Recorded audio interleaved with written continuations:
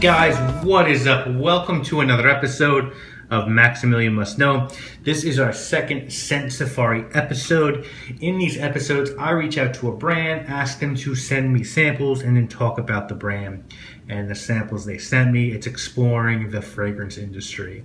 I like to do this usually with houses that I don't own anything from yet. Hopefully I can find something from a house to add to my large collection, almost 500 bottles at this point. And last week we looked at a house, a newer indie house in California called Days Inn.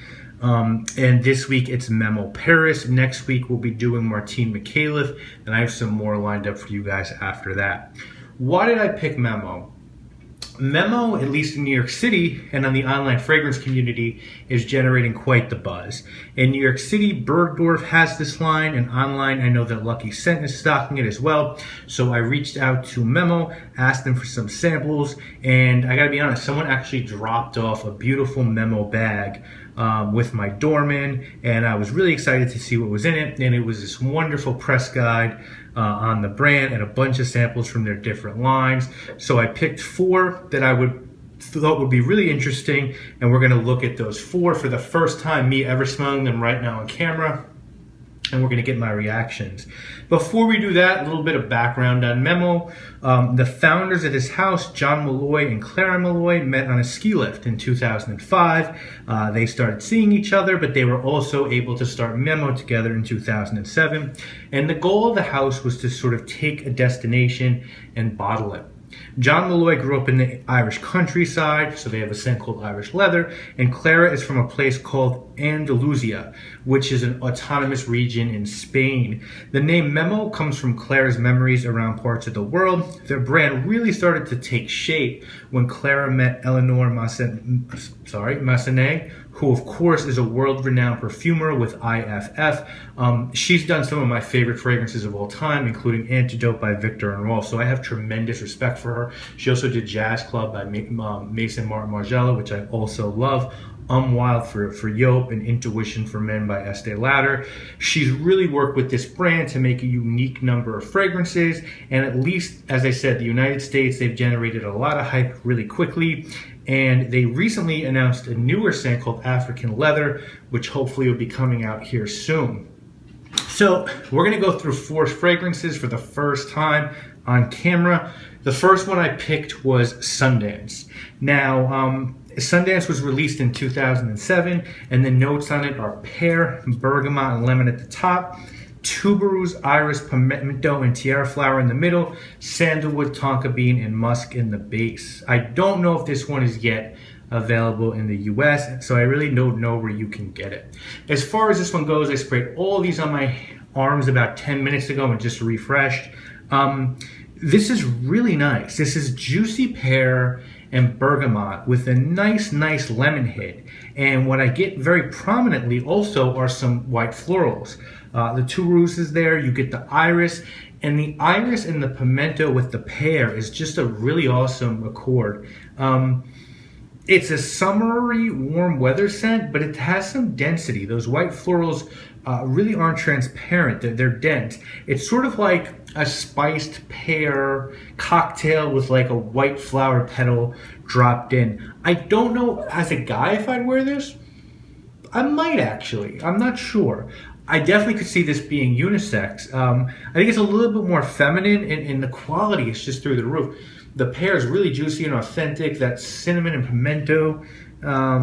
Wow, this is great. Actually, I don't know if there's cinnamon. There's definitely pimento. This is a great scent. Anyone who likes sort of different florals that men could wear, this one with pear definitely has a twist. So it's a really interesting scent. Definitely enjoying my first from Memo. The second one we're going to look at is called Luxor Oud. Luxor Oud was released in 2012. Notes on this one are mandarin and patchouli at the top, desert rose and fruit in the middle, labdanum and oud in the base. A 75 ml of this will cost you $210. Yeah, I don't like this one. Not a big fan of this one. It just is very nondescript. I'm not sure I get oud, maybe a little bit. To me, it's sort of, no, there's definitely oud. It's sort of a light rose scent with some fruit and oud. You know, I did have the chance to smell, I think, Shams Oud at Bergdorf, and I think that one's a lot better. You know, people who like fruity fragrances might like this one. I just don't think the oud's there enough. It's just sort of not jumping off the paper. Maybe it's a good softer scent. Not really impressed by this one. The next one we're going to look at is called a Siwa, S-I-W-A. This one was released in 2007, has notes of aldehydes, violet, popcorn. How could I not do that one? Whiskey, narcissus, cinnamon, musk, and vanilla. This one, a 75 ml, is $210. And the note breakdown on this had me super excited. Whiskey, popcorn, and cinnamon. Sign me up. I've smelled another scent with popcorn nuts by Ita Libre d'Orange called La Fin du Monde, which I believe is supposed to be the apocalypse. And I guess someone's watching the apocalypse eating popcorn. Great reaction. This one is very soft and nondescript. I don't dislike it the way I dislike Luxor Oud, but to me it's just a sort of a lighter, clean niche scent. It's not bad. I would wear this. I just couldn't see paying $200 plus for this one. So while I saw tremendous value from Sundance, I don't get that same value from this nor Luxor Oud. But again, I wouldn't have a problem wearing this one. I probably wouldn't wear Luxor Oud. The last one we're going to look at is Irish Leather. And this is a 2013 release. The reason I picked this one is because, I don't know, Italian leather, you know, Tuscan leather sort of has that name. And I think French leather is a little more feminine, so I wanted to try this one. And since the one of the owners is from the Irish countryside. Notes on this one are juniper berries, amber, mate, leather, and tonka for $250, 75 ml. And this is love. This is straight up love. I love this. This is going right on my to purchase list. This is incredible.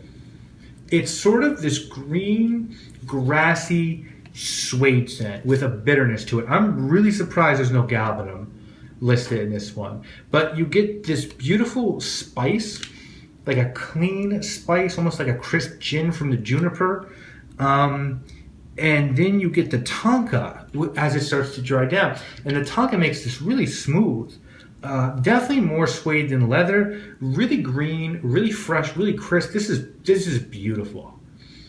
I mean, this you guys, my subscribers know I like green scents. This is one of the best I've ever smelled, at least first glance. And this is also tremendous value. This for $210 is, to me, that's a really good deal. Or $250, still really good. I would wear this. I would buy this. I love this fragrance. Definitely, this one is going to my collection. My favorite of the bunch. So there's my initial walkthrough. I don't like Siwa or Luxor Oud. I really like Sundance, and I love Irish Leather. So 2 out of 4 is pretty good. I'm probably going to do part 2 in some time and look at 4 more scents that they sent me, but. I usually like to do, you know, do I think my subscribers should check this brand out, just buy something or pass on it? Definitely check it out. Definitely. There's so much here. There's got to be something for everyone. I also love, look how beautiful this art is on these. I mean, they're all different. On the inside, you get the note breakdown. You get a description of the scent, some pictures of the notes. This house is really, I think this is a really impressive house. I think it's one of the best new niche introduction houses I've seen in a long time. I'm super impressed, and I urge you guys to check Memo out. I'm going to link to the description. I'm going to link to Memo in the description. And Memo, if you're watching this, your PR person in New York is great. She's fantastic. Really did a great job making sure these samples got to me quickly. So you're in good hands here. So guys, that is it for this week's Scent Safari. We'll be back next week with another one. More videos this week. Guys, you know what it is. My name is Maximilian. I must know. See you guys again real soon.